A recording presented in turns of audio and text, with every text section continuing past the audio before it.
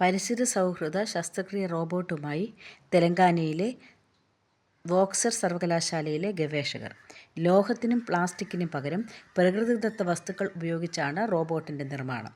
നിർമ്മിത ബുദ്ധിയുടെ സഹായം തേടാനും റോബോട്ടിനാകും.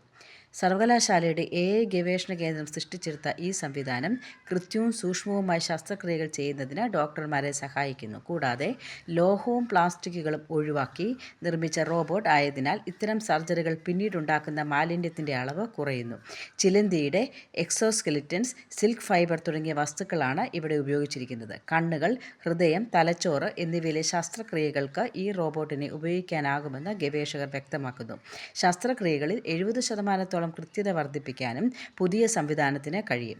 ആരോഗ്യകരമായ കോശങ്ങളിൽ ഇത്തരം ശസ്ത്രക്രിയകൾ ഉണ്ടാക്കുന്ന കേടുപാടുകൾ 50% കുറയ്ക്കാനും റോബോട്ടിന് സാധിക്കും. നേത്ര ചികിത്സയിൽ തിമിരം, റെറ്റിനയുമായി ബന്ധപ്പെട്ട പ്രശ്നങ്ങൾ എന്നിവയുടെ ചികിത്സയ്ക്കായി ഈ റോബോട്ടിൻ്റെ സഹായം തേടാൻ ഡോക്ടർമാർക്കാകും. കൂടാതെ ഹൃദയ സംബന്ധമായ വിഷയങ്ങളിൽ മൈക്രോവാസ്കുലർ സ്യൂട്ടറിംഗ്, വെസൽ റിപ്പയർ തുടങ്ങി സങ്കീർണമായ പല കാര്യങ്ങളും പുതിയ സംവിധാനത്തിന് സഹായിക്കാനാകും. നിർമ്മിത ബുദ്ധിയും മനുഷ്യൻ്റെ വൈദഗ്ധ്യവും ചേർന്ന് ആരോഗ്യ സംവിധാനത്തെ പുനർനിർവഹിക്കാമെന്ന് AI ഗവേഷണ കേന്ദ്രത്തിൻ്റെ ഡയറക്ടർ ഡോക്ടർ ഹേമചന്ദ്രൻ K പറഞ്ഞു. ഈ സംവിധാനത്തെ ഒരു സാങ്കേതിക വികസനമായിട്ടല്ല കാണുന്നത്, മറിച്ച് ആരോഗ്യ സംവിധാനത്തെ ഉത്തരവാദിത്വത്തോടെ എങ്ങനെ വികസിപ്പിക്കാമെന്നതിനുള്ള വീക്ഷണമാണ് റോബോട്ടെന്നും അദ്ദേഹം കൂട്ടിച്ചേർത്തു. Comrade news, Thiruvananthapuram.